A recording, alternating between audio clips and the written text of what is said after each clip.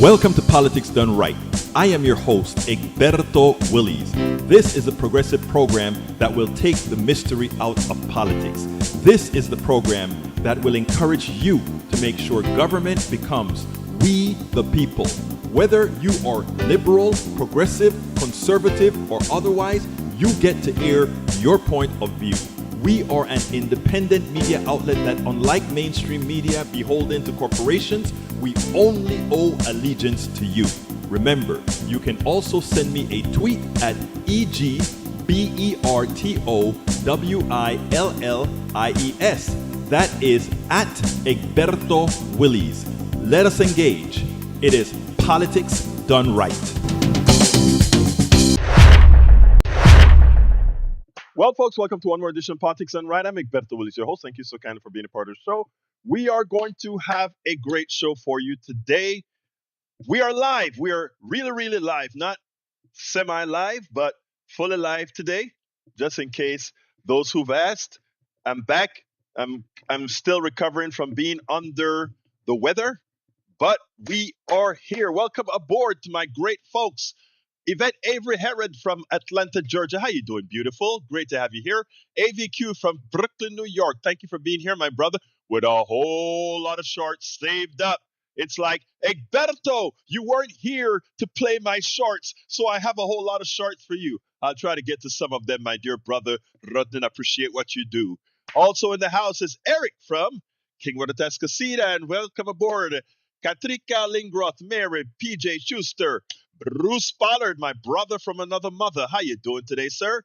Karen C., collector of books, Donovan Hammond. We also have, Bruce says, Monday, it's here again, and it's cooling down in Texas for a few days at least. How you doing, Lily? Joanne? Sarah F. Kirchhoff. Anyway, let me just remind folks, for those of you that listen to both shows, the morning shows, KPFT, the station, is closed, meaning there are not folks there. So all the programs are new that I'm putting out. I prepare them every day, but they are not live. But we do the programs at KPFT every day. I want to make sure and give all of you something fairly new that I've recorded. And there are a lot of things that I record that I don't play because I know this is coming. All right. Glad you're feeling better. Yes, Yvette, I think my wife gave me some of the crud that she gets from those kids, driving the bus, etc. So it was pretty bad. Yesterday was really bad, but, you kind of fight through it. Michael says, Egberto, the funny part being, this is only about half of them. I picked the ones I really wanted you to see and have commentary on each of them as they play. You know what? I'm going to start with my brothers. Since he went through all this trouble, I've got to start with Brother Rudnin's videos, even though I start. Whoop. Hold it, Egberto. Hold it. Thank you, brother. I appreciate you, and I'm going to play it right now. There you go. Biden could have released the Epstein files at any point. Democrat judges were the ones blocking the release. No? That's all you have to say? Nope.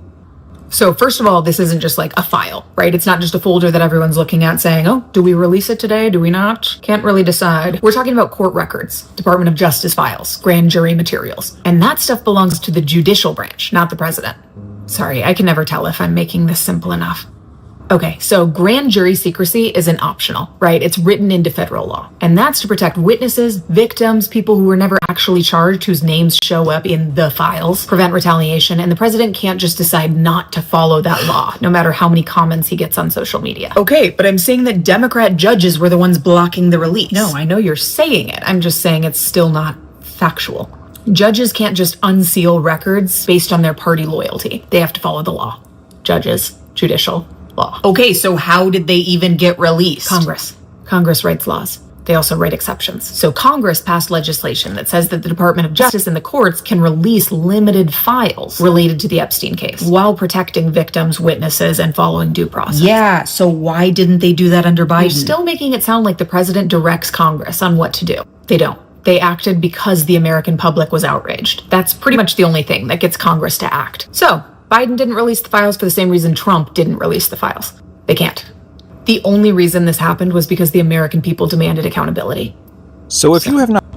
Not seen this yet, you Allow me to point out the fact that desperately need Biden to. could have Yes, released was- the Epstein files at any point. Democrat You judges need were the to. ones blocking So the by release. now, amidst No, that's all the you have to say. disgusting document. So first of all, this isn't just like a Sorry about that. I got confused with which window I was in. Here's the second one. And I need to get that started from the beginning. Here we go. There you go, Radden. So if you have not seen this yet, you desperately need to. Yes, I mean you need to. So by now, amidst all the disgusting documents detailing what allegedly Trump has done in the past, we've all seen that document talking about the guy who was driving a limousine, and he was scheduled to pick up Trump and take him to the airport. And while he was driving him, he heard Trump talking about a whole bunch of disgusting things about assaulting a girl with Jeffrey on the phone. This limousine driver said in this FBI document that he was seconds away from pulling the limo over and hurting Trump. Thank you to Boston Smalls for the original video, but we also know this guy is on YouTube. But he actually released a video detailing everything that happened in that limousine with Trump, giving exact details that match what was said in the documents. This is to Donald John Trump. Donald, I know for a fact that you know exactly who I am. Don't even try to play like you don't. You stalked me. You had raped a little girl around Christmas time of '94, 5 months earlier. Now you may think, why is this such a big deal? The documents just came out and this guy comes out of the woodwork saying, oh yeah, I was that limo driver. That guy's video where he detailed all of that, he posted over a year ago, when the documents were still sealed and nobody knew the information. Which means if he is giving that exact same information a year ago that matches these documents that were just unsealed, it means he's fucking telling the truth. But also, 3 days ago, when everything started coming out, that same guy over on YouTube released a 45-minute video detailing everything with Trump, the girl, the whole situation, everything. And like I said, MAGA can't ignore this, because the guy gave a full recount of the situation a year ago while those documents were still sealed. Yet Trump, whose White House has taken over the DOJ's Twitter page, has been out there saying, oh, these are unfounded sensationalist claims and they're all false. How could they be false if the guy's video a year ago matches the recently released FBI documents? There is no way to explain your way out of this. That man needs to be protected at all costs, and he needs to testify to Congress. Because if what he says is true, Trump would not only be allegedly guilty of abusing many girls, but he would also be, allegedly, an accessory to unalivings. Okay, well, anyway, I got to stop there because I got a long video. Michael, well, I'll look at the others and later on, and then, we can start posting or you can bring them back for me tomorrow. Anyway, folks, the day before Christmas, I was on with Arnesen on Arnie Arnesen's show, and I want to play that for you because I think it was an important segment that we did, and I want all of you to hear it. I love me some Arnie. If you guys don't listen to Arnie Arnesen, she's on KPFT 5 in the mornings, but you can find her syndicated all over the Pacifica network. Let me go ahead and play that right this minute. Hi, this is Arnie Arnesen, and this is the Friday edition of The Attitude with Arnie Arnesen and producers Dave Scott and Stephanie Collins. Because of the Christmas holiday, we are recording on Wednesday morning, Christmas Eve. A couple people actually sent me this editorial from the Houston Chronicle, which is totally appropriate because on Friday we always begin by talking about Texas. And I'm going to read a portion of it. It's fabulous. It's not good. It's fabulous. And it's about immigration. All right. And the title of the Houston Chronicle piece is, If New Orleans Can Stand Up to Masked Immigration Agents, So Can Houston. But listen to the way they begin at the editorial board. What does a migrant look like? It was a deceptively simple question posed by U.S. Rep. Troy Carter, a Democrat of Louisiana, last week in Washington. One that the nation's top brass in national security couldn't answer. Speaking at a congressional hearing before the House Homeland Security Committee, Carter's question was intended for Homeland Security Secretary Kristi Noem, except Noem, in a scene all too reminiscent of Houston City Hall, had slipped away mid-hearing. Answering for Noem were two men, Michael Glasheen, Operations Director of the Federal Bureau of Intelligence, National Security Branch, and Joe Kent, National Counterterrorism Center Director. Quote, the masked officers you sent into the streets of New Orleans are attempting to arrest and abduct and detain anyone they think looks like a migrant, close quote, Carter pressed. We want to know what a newly recruited immigrant agent flushed with a $50,000 bonus might be told to look for. A red-faced Glasheen admitted he didn't know. Kent smirked, immediately launching into a well-worn recitation. Quote, these are targeted raids. You have to stop them. You have to check their identification. It was a threadbare assertion. Reassigning agents who previously pursued drug traffickers and child abusers to round up handyman dads with spotless records isn't what I would call targeted. It's just going after anyone driving a white work van. So, what does a migrant look like? Ask our president, and he'll say that they look like the worst of the worst. Why, they're drug dealers and criminals and rapists in filthy, dirty, disgusting hellhole countries, flooding and invading our own, poisoning the blood of America. These are all quotes from Donald Trump, by the way. The only refugees who escape his scorn just happen to be white South Africans. In Noam's eyes, migrants are criminals, inherently and irredeemably so. They're illegals who are killers, leeches, and entitlement junkies, she says, even as they also somehow take American jobs. They're, quote, inadmissibles, to use the bureaucratic euphemism, deportable, in a word, alien. That is, not human. Meaning easier to discard, to villainize and blame for all of America's ills. But the truth is that telling a U.S.-born citizen from a migrant, law-abiding or not, just by looking at them, is about as straightforward as telling a masked kidnapper from an immigration enforcement agent these days. Ooh, ooh, ooh. Just a couple more sentences. I love this editorial. Carter's question comes as his home of New Orleans has been the latest in Donald Trump's immigration crackdown on so-called sanctuary cities. Unlike LA, Chicago, and Charlotte, however, New Orleans is a blue city in a red sea. Like Houston, it's dealing with a governor who supports Trump's dragnet deportation regime and has limited local pushback. A new Louisiana law makes it a felony for municipal employees to refuse to cooperate with federal immigration agencies. Much like our mayor, New Orleans mayor-elect Helena Marino is a Democrat known for working across the aisle in the state legislature. She has earned a reputation for preferring government over partisan fights. The difference is that Marino, protecting residents from racial profiling, is personal. What does a migrant look like? Like her, blonde and fair-skinned. The quintessential Garitia, I think it is. I'm not sure. You'll have to tell me how to pronounce it in Mexican parlance. But also like her father, an oil executive whose job transplanted an 8-year-old Marino and her family from Mexico to Houston. However, his skin is darker. As Marino told the New York Times, she sees her father's face in the images of Latinos being indiscriminately swept up across the nation, which is why she didn't stay silent when the feds came marching in. That's just part of this absolutely remarkable editorial at the Houston Chronicle. Anyone who lives in Texas has to be grateful that they have such a remarkable editorial board. It's just beautiful. And I'm going to introduce my guest, but then I have a New Orleans story for you, Egberto, okay? Because I did some cleanup after Katrina. Egberto Willies is a political activist, author, political blogger, a radio show host, business owner, software developer, web designer, and mechanical engineer in Kingwood, Texas. He's actually only one human being. He's an ardent progressive that believes tolerance is essential. His favorite phrase is, political involvement should be a requirement for citizenship.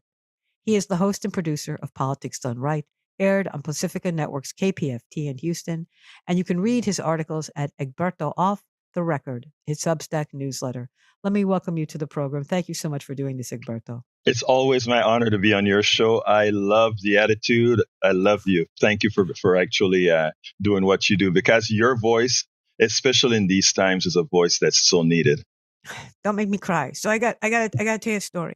So I'm hearing about this mayor in New Orleans, okay, who's standing up to ICE, who happens to be an immigrant, okay, which is so amazing. And of course, what does an immigrant look like? So we go down to do cleanup in New Orleans because that's where my stepdaughter lives. And we get down there and we're cleaning up a church and we're doing all kinds of things. And then we go into the city of New Orleans and they're selling T-shirts. You know how that's what you do to raise money. And my husband says to me, you got to check out this shirt. I said, why? He goes, just check out this shirt. And the shirt said the following, Egberto, FEMA. You know what it stood for? Mhm. Find every Mexican available. Oh my God. Look at your face. Look at your face. Oh, FEMA. Find every Mexican available. And let me just say something. So I'm doing cleanup in New Orleans and I turned to my husband. This is even before I saw the T-shirt. Okay. And I said, everyone's speaking Spanish. I don't see a lot of African Americans here. mhm. Okay. Everyone is Hispanic. And of course, you know that George Bush kind of, rolled his eyes and made it possible for a lot of the contractors to hire people, whether they were legal or not, Right, to come in because they could do it like at low cost. right. And I mean, everybody that was literally doing cleanup in New Orleans was speaking Spanish. And then I found out a couple of years later, and I got to find this guy, but nobody has ever recognized who actually restored New Orleans. Mhm. Right?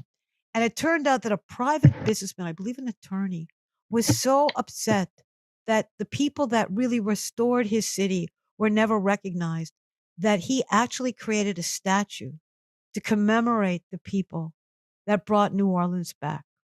All right.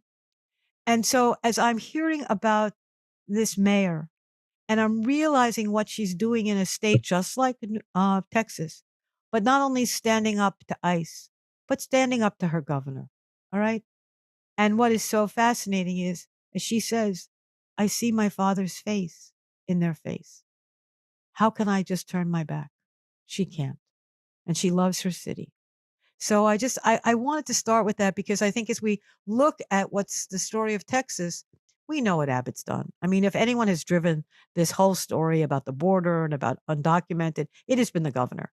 He's been the moat around Donald Trump. He has elevated Donald Trump. So much has happened. But I do think I understand that there was a Supreme Court case that just came down. I believe it was Yes, last month. it just So- came down yesterday. So And please tell my audience about the Supreme Court case because Governor Abbott must not be a happy camper today. no, he can't be, because especially since he sent troops to Chicago, and it turns out that in Illinois now the Supreme Court said that there isn't sufficient evidence to point out that there is a reason to go against a posse comitatus and have the United States federal forces be inside of Chicago or anywhere in Illinois.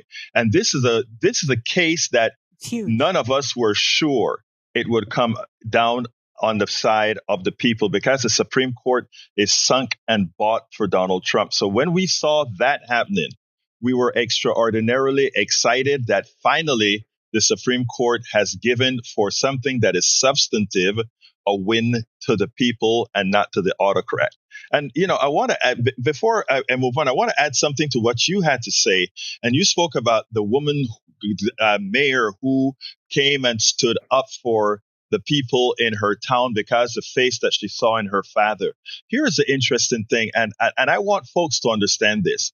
The fighters that we have in this war against autocracy more than anyone else in this country right now are women. And it's something that we have to be very proud of. Women are the ones more so than anyone.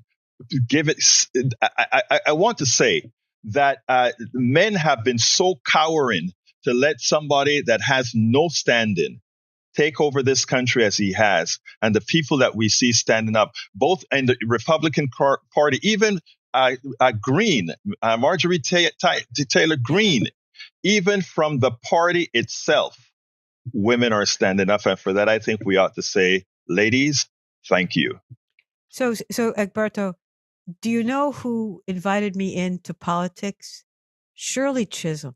Wow. So I'm at a poverty conference in 1984. This is about the same, or maybe 1983. It turns out I end up running in 84 because I run for the Constitutional Convention and the legislature. But she's speaking to about 400 people at a poverty conference, of which 98.9% of us are women. Okay. Mhm. You know how it is. Yes. Well, that's what we do for a living. And so she talks to us and she says, you know, I'm really proud of what you're doing. It's so important, says Shirley. But I'm going to ask you to step a little bit beyond what you're doing for your clients and for the people that you work with and for the people that you see every day and understand their challenges and how government in some ways sometimes has set them up to fail. Not only do you need to advocate them in your position as social worker, a poverty worker, or a lawyer, but you need to do something more. You need to get political. Yes. You need to start running for city council. You need to start running for mayor. You need to start running for the state legislature, because the only way their experience is going to be taken to the table where the place of power decides the policy that affects their lives if you bring their voices and their lives to that table. And so I am sitting in this room surrounded by 399 people I don't know.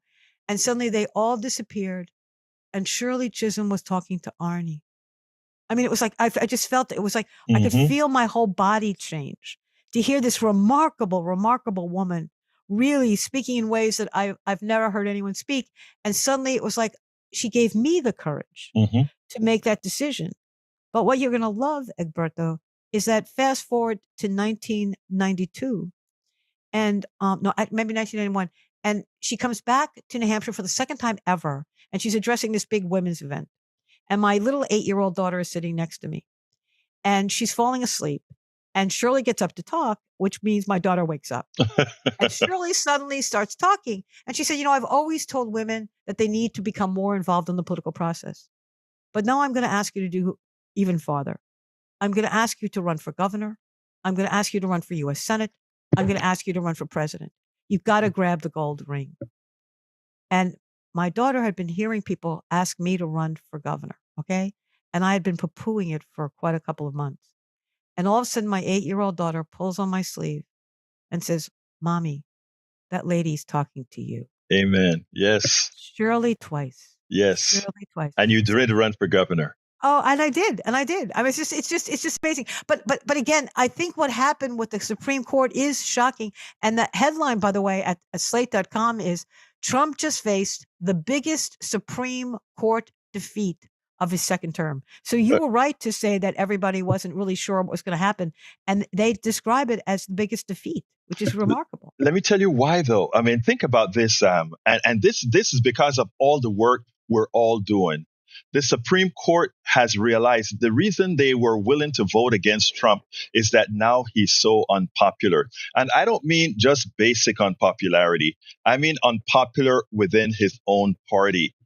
And the Supreme Court doesn't want to be left hanging. And they understand that the master they were serving is a paper tiger. So I expect him to likely lose on tariffs as well. I think this opens the door for a loss on tariffs because they are going to see that, okay, he didn't react. He doesn't want people to realize how badly he lost, so he changed the subject. You know, he changes the subject. He lost, but he changes the subject. And I think that's the same thing is going to happen with tariffs and a few other things. We are now in this country taking it back for real. I think for a long time we have been scared. Not you, not me, not folks in the know, but most people just, including the men that serve with him. I never understood why they thought he was that powerful. Well, now people are starting to see that it's really not what they thought it was. And I think the change is upon us now. And the other thing is that the approval for the Supreme Court is at the lowest it's ever been. Yes. And the level of corruption that they have approved because they put this moat around him that Donald Trump is taking us to is shocking to everyone. Yes. To everyone. And even though there are many members of the Supreme Court that are corrupt or corrupt adjacent, and you know who I'm talking about, so they already know that they're walking a fine edge and they don't even have a plan of ethics rules or whatever. There's no real disclosure. But I think even they are appalled at what they're seeing because while they embrace corruption themselves, okay, their kind of corruption is sort of like yesterday's corruption. Yes. You know, it's like a walk in the park. But what Donald Trump is, I mean, Egberto, he wants to build a new Navy. He wants to build new battleships and he wants them named after him and he wants them like painted gold. I mean, the man is insane. It is insane. And on top of that, how it is wasting billions and billions of dollars as we are creating the highest debt as a nation. I mean, he will be bankrupting us for decades to come. We will be a third world country if he's able to sort of follow through on the things that he wants to do. You remember we used to call Russia at one point a superpower, rather a nuclear owned nation with a gas station, meaning the only thing that they knew how to do was oil, but there was nothing else. We are becoming a little bit worse than that. We are just a superpower with a big army, but with nothing behind it, right? And that's no way to live. I tell you, I think a lot of people are starting to realize that what these guys are doing is taking away everything that America is supposed to mean. Yes, we have a past, but also we have always tried to move on and become better as we grew up as a country.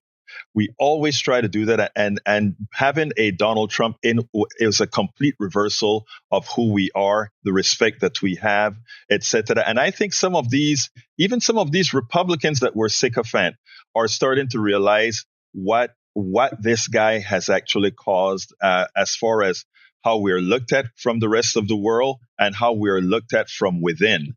And when you lose within and without, you're in trouble. And for the most part, MAGA is really a cult of personality. Yes. And I'm not sure that there is anyone that can step into that cult of personality and basically grab the mantle. J.D. Vance can't do it. Well, I don't see. I mean, Ted Cruz is talking about running for president again, which is so interesting. I mean, I'm looking at this cult of personality, and I'm not sure that not only can you not step into that, but for example, we just read an article the other day about J.D. Vance basically embracing his inner Klansman, yes. And embracing this white racism in a nation now that is becoming more and more and more brown, speaking many, many, many more languages. And he has brown kids. And he has brown, exactly. So as he's rejecting his spouse, he's making his children vulnerable. I mean, I am looking at him going, really? Tell me about your parenting skills. Mm-hmm. Okay, I'm dead serious. Look what you're doing. And then on top of that, he's talking about embracing, Christianity. I don't know. Is his wife a Christian? I don't think she's a Christian either. No. I mean, so in a lot of ways, is he setting himself up for a divorce? Yes. I mean, no. Yes, exactly. It's just, the whole thing is so shocking. But I only have a few minutes left, and I have to talk about vouchers, because vouchers was such a story for Texas, because Texas never wanted them. Okay. They never, ever did. But you know that it became essential. If you're going to be a qualified MAGA, you had to embrace vouchers. And suddenly Governor Abbott went to the mat on this issue. But I believe that you can use your voucher dollars for private schools and religious schools. Am I yes. correct? Okay. Yes. So I saw a headline, and I've been waiting for this shoe to drop. And it turns out that the Texas controller is asking to bar some Islamic, and he calls them Chinese-linked schools, from Texas voucher program. Mm-hmm. So now I was waiting for the madrasas to come up. Okay. Mm-hmm. I was, and because I know that you want to create the illusion that it's parental choice. You want to create the illusion that any religion will do you. Well, guess what? Now we're finding out the door is beginning to shut, because there's a qualified yes. And the qualified yes is racist. It basically picks the religion of choice, and it sort of tells you how you should spend your dollars, not what the parent wants, but what the state wants. Interestingly, I had a piece by Senator Molly Cook, who gave a perfect example of what it means. And she pointed out that it really is moving money from the public schools into the private pockets of wealthy people, in the private pockets of people who don't want their kids in integrated schools, into the into the privacy of people with in Christian schools. And just like you said, while there are no restrictions really on how you can use this money. They'll just give you $30,000 and you do as you please. But now it comes up that when they realize that, wait a minute, if Christians can take advantage of this, Muslims can as well. And how can we put a clause in there later to restrict this money a little bit further? So it is clear. I'm going to have Senator Molly Cook on, State Senator Molly Cook, who did a complete rundown of exactly how bad the bill is. And I already got a piece from her on, but you're so right about it. Oh, it's a return to segregation, and Yes. now we're segregating on every level. We're not just segregating by color; we're segregating by class. We're segregating. I mean, think about the level of segregation. The whole reason why Donald Trump thinks he will be successful is that he doesn't want anything that will pull us together. You see, he needs division to win. He can't win if we find each other. He can only win if we divide each other. And the public schools of America has been the great melting pot. It has been the place where people from every class, every color, every race, it's where you learn English. It's where you're acquainted with people that you would never know. And it was our strength. Yes. And yet this is what, because it was our strength, that is the reason why it must be decimated. Now, Arnie, let me just say this, and this is sort of personal to you. As a white woman with a program like this, it is so important for your voice to be out there because you give permission to many who have fears to not be fearful. You give them permission, and that is what is so very important. I can go and talk a whole lot of issues, right? But I still have to go through my facade. I still have to go through my frame. You have the ability to give people permission to be good and to do the right thing. And that is the importance of shows like yours with women, with white women doing this. Well, my Norwegian grandmother used to say, "Yeah, it's good in America." Okay, she used to say that all the time. And Egberto, what you don't know is that, so like my running, when I ran for governor in 1992, it was kind of like the American dream. Okay, I was the first girl to run. It was really exciting. I was a backbencher. I was poor. I had 2 little kids, and it was just, in a lot of ways, it wasn't just who I was. It was who I was. I was a person who was like, my father gave me his car. Okay, I never bought a car. And here I am running for governor. And what you don't know is I lost my health insurance while I'm running for governor. So all those things, I look at all those things that everyone is sort of terrified about. And I'm thinking, I get it. I get it. But you know what? All those experiences tie us together. They don't divide us. Losing your health insurance is not unique to me. Right. Sadly, especially in Texas, that is the highest level of health Uninsured. in America. Yes. I am so tied to so many people in Texas. And I guess the most exciting thing is that I've been beaten up a lot this week. And I'll tell you later about it.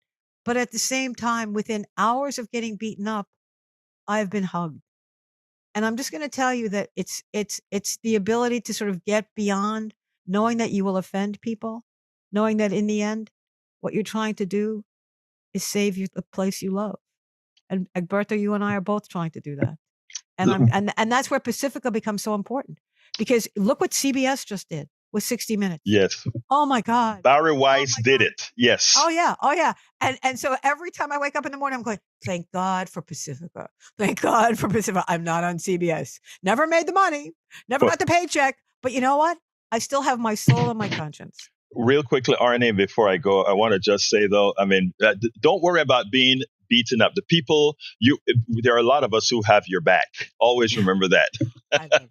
All right. This, everyone, is the Friday edition of The Attitude. As you know, on Fridays, what do? We do Texas. What did we do today? We grabbed a Pacifica Network, KPFT producer of Politics Done Right. Of course he does. Egberto Williams, thank you so much for joining us and have a lovely holiday. Thank you so kindly and happy holidays to everybody. All right. We actually taped that one on Christmas Eve. And for my buddy Carl Cox, it's real time. We're live, okay? We're live. Before I go to the next subject, I want those of you that are on the other chat, not the Substack chat, to look into what the right-wingers in the chat are doing right now. The entire right wing is trying to create a new story. That is what they work on conspiracy theories. They work on lies. And the way they get it out there is they have a whole lot of people saying the same thing at the same time and hope that it gets traction. And somehow, even though ultimately they will fail to prove anything, that somehow we take our time on these issues and then we don't really judge. We don't really go ahead and hold Republicans and the president accountable because we are so occupied with the side issues and we're defensive on the side issues. let me first tell all of you that are listening, specifically the smart Republicans, our progressives, our liberals, our socialists, all of you, disregard the MAGA machine.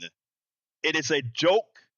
It is based on having a whole lot of dummies following them. And I don't usually use those words, but the only people that can parrot the crap are people that don't have a lot upstairs. Please remember that. And what I'd like all of you to do is very important. Ignore it as I am. There's a whole lot of crap in our chat right now that they're just putting in there. Ignore it. Ignore it. Let them populate themselves till they get tired of populating themselves with fallacies and junk.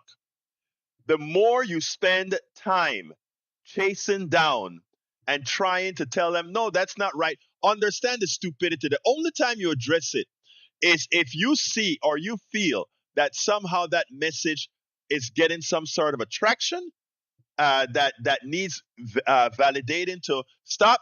You go ahead and you put it out there and you cut it. No bunch of discussion. These are the facts, and that's it. They have to come out with the stupidity because, like I said, they don't have a lot upstairs, or they are so themselves prejudiced, either by sexism, racism, and all the other isms, that it has polluted their minds. It has polluted your minds. Okay? No, but Michael, the reason I don't want to ban it, Michael, I need to understand the stupidity that's going on out there, Michael. The only way, as a host, as a radio host that has to reach everybody, I have to understand the crap that is going out by these guys. Because believe it or not, while you are smart and you understand, you're smart, a lot of people they are not, and a lot of people listening to them are not, and they create that bulb of insanity. And then if we go ahead and give it too much bolster, that's where it goes. But going on to continue with what we have with Arnie. I spoke about women and how proud I am of specifically and mostly women really engaging in our democracy. Our democracy is going to be saved by women assisted by men, not men assisted by women. And that is why I work with Indivisible and many other groups. And when they call on me, I make sure to be there. When they ask questions that needs answer, I go ahead and try to do the best that I can. Well, one of our great leaders here in town sent me a message.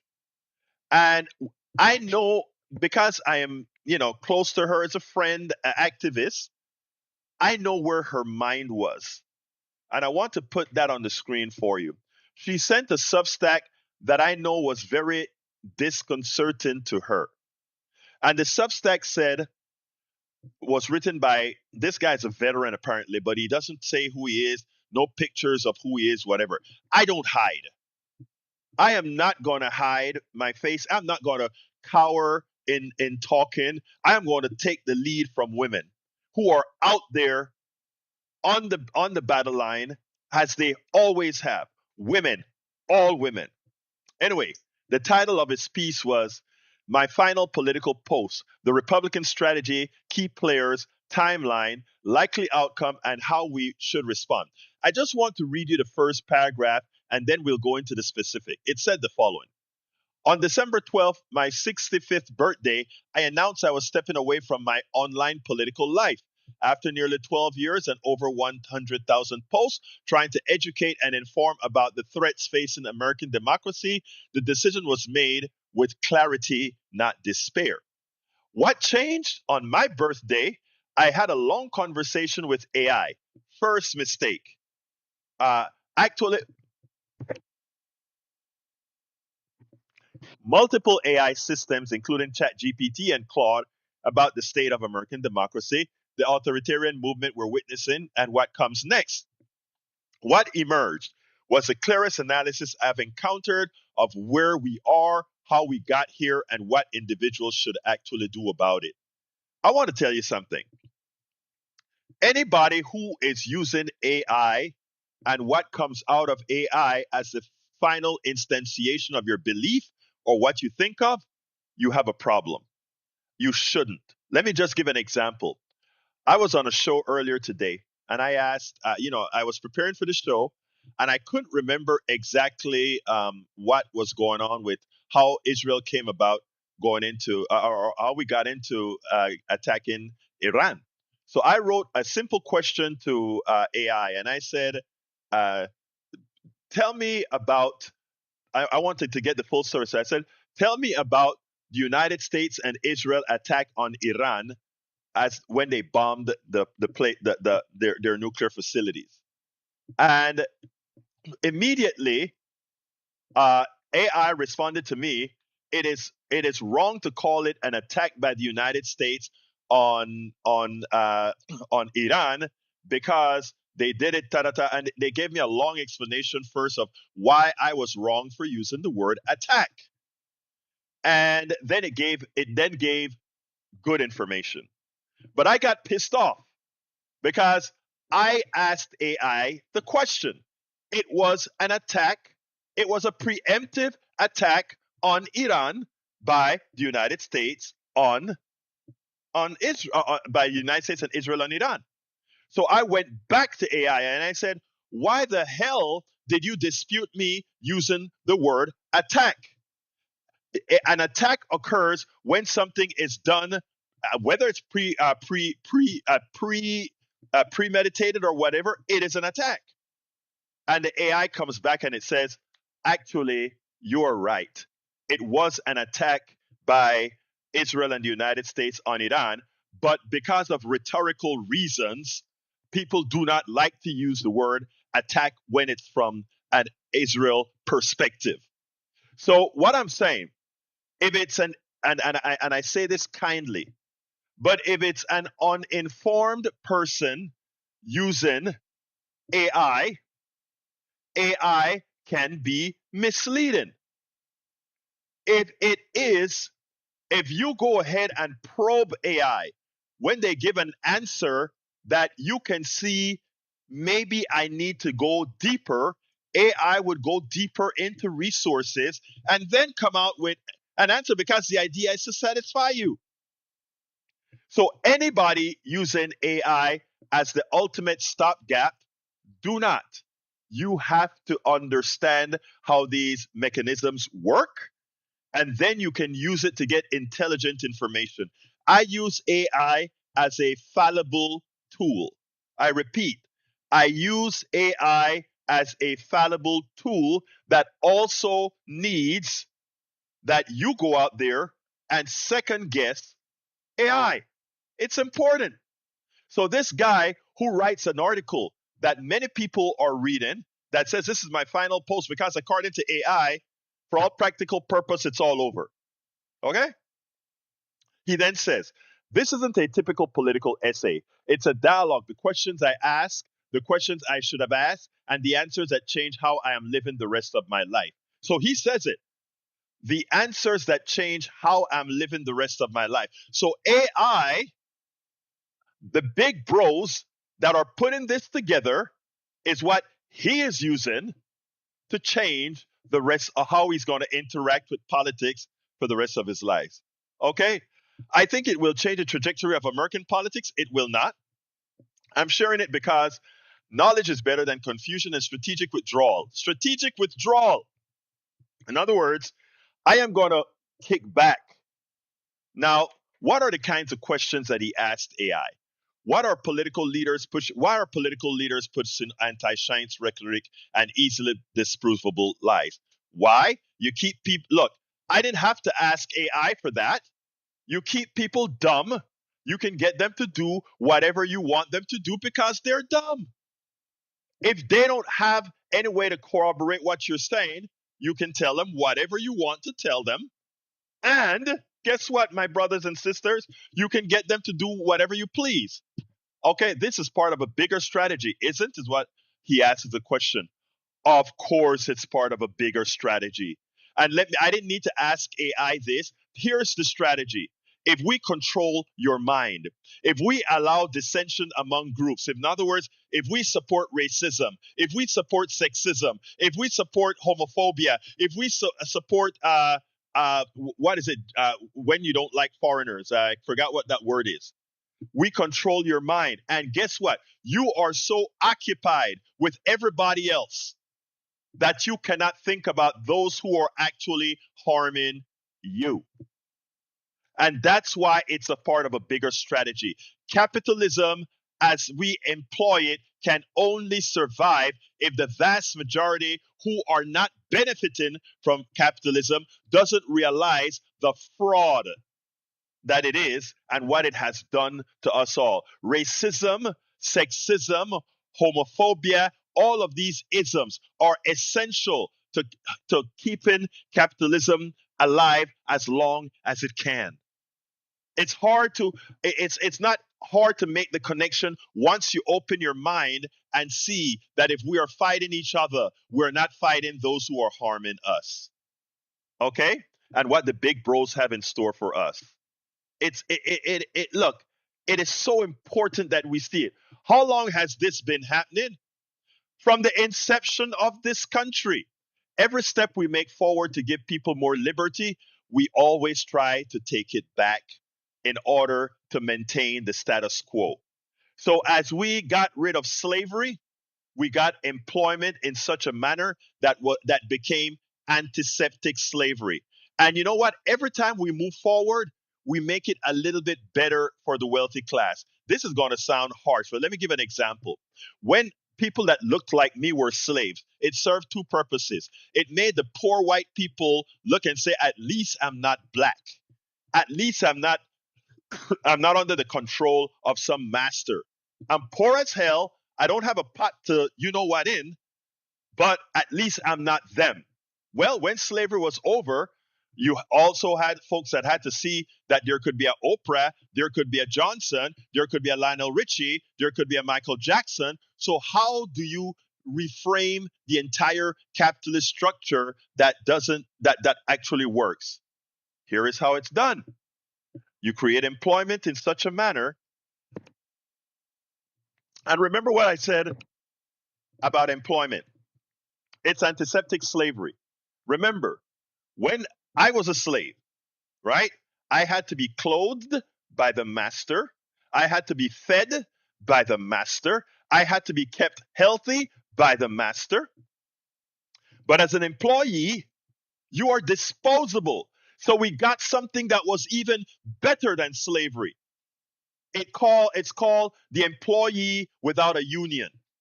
Because now I can let you go. I don't have to worry about your health. You're not capital.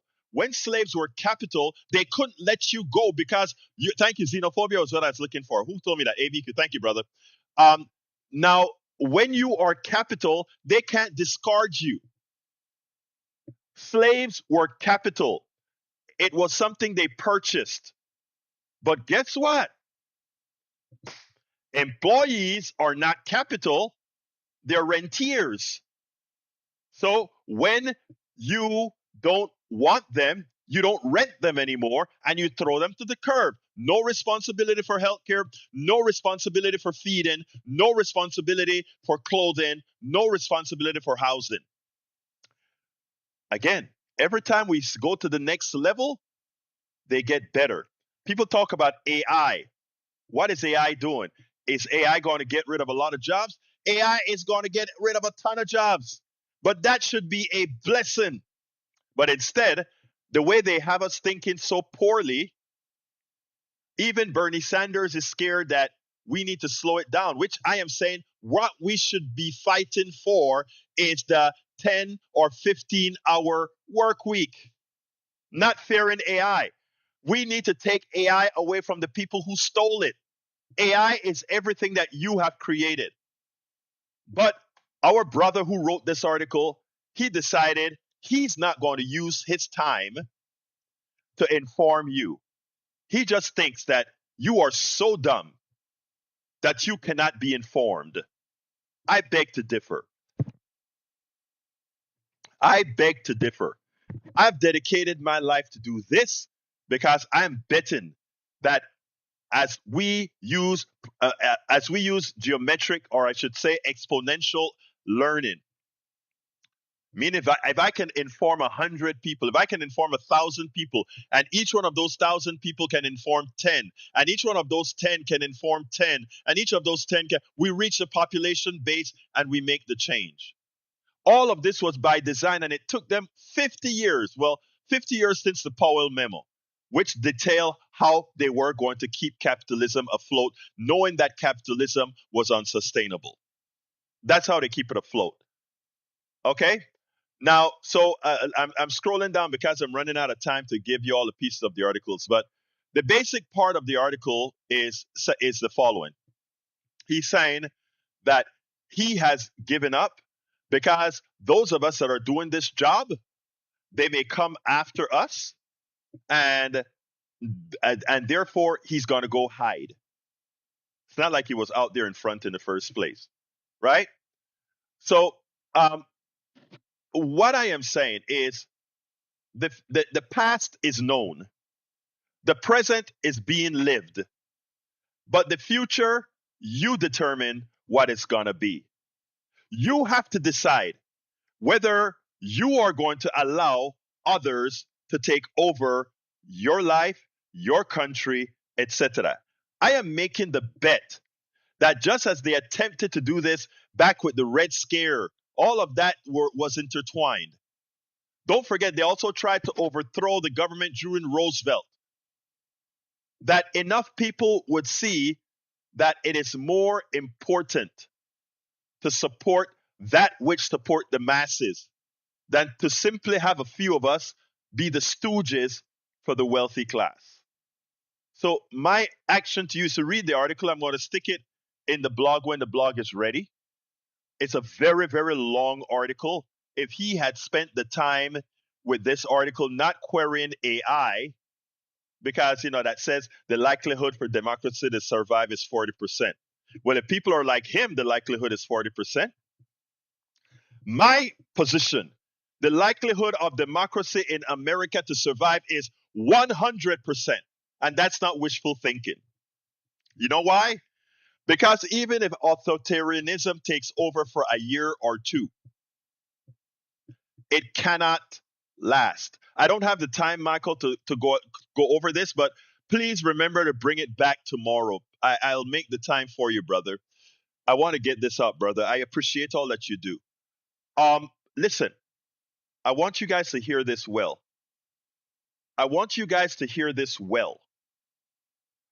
AI is not our enemy.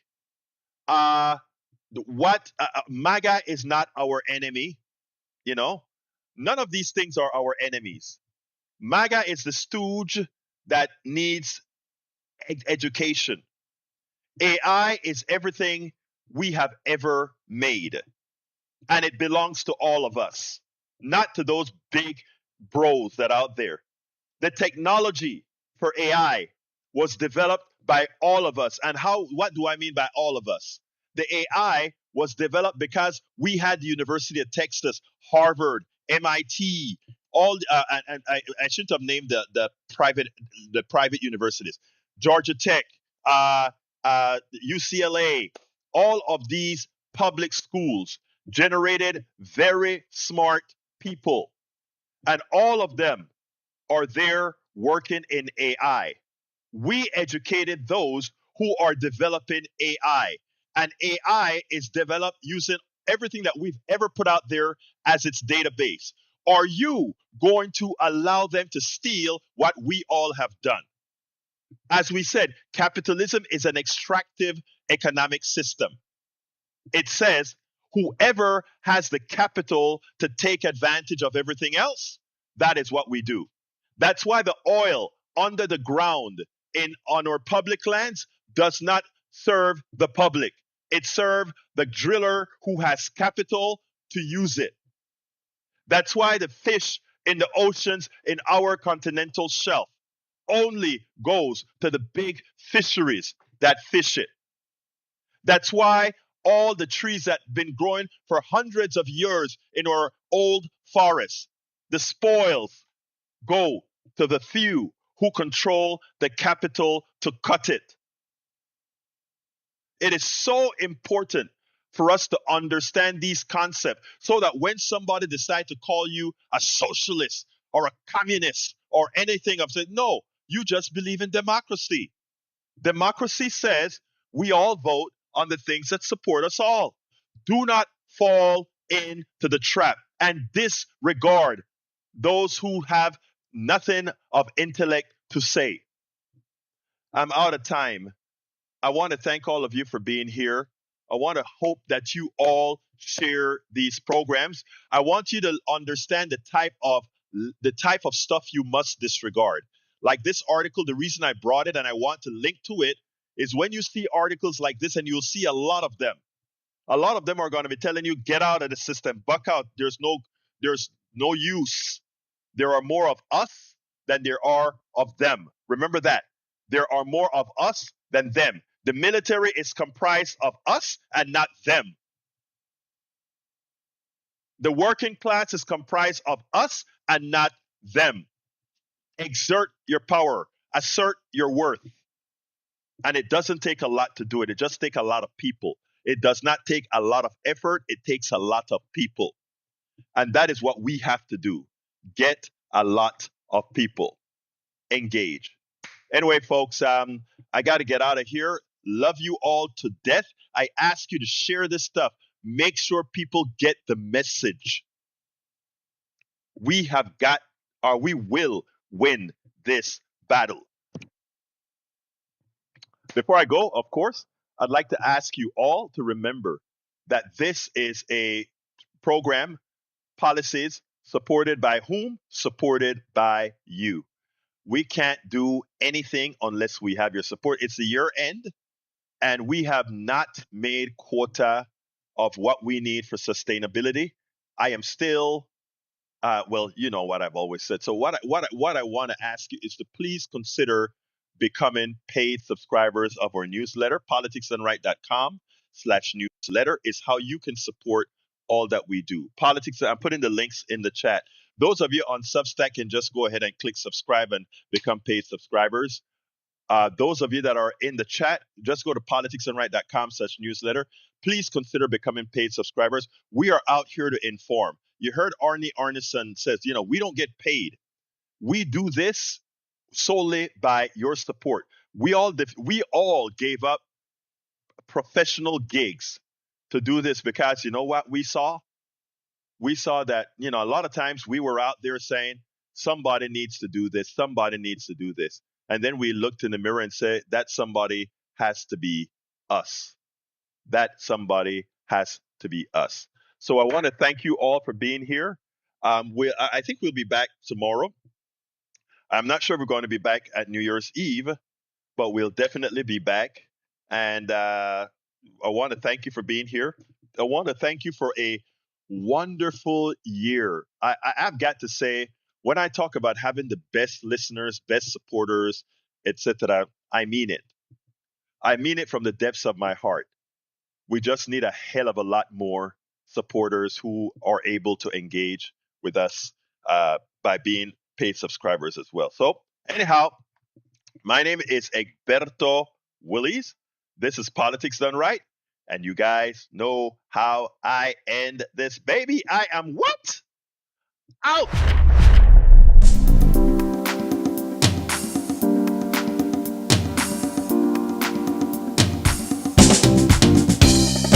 Welcome to Politics Done Right. I am your host, Egberto Willies. This is a progressive program that will take the mystery out of politics. This is the program that will encourage you to make sure government becomes we the people. Whether you are liberal, progressive, conservative, or otherwise, you get to air your point of view. We are an independent media outlet that, unlike mainstream media beholden to corporations, we only owe allegiance to you. Remember, you can also send me a tweet at EGBERTOWILLIES. That is at Egberto Willies. Let us engage. It is politics done right.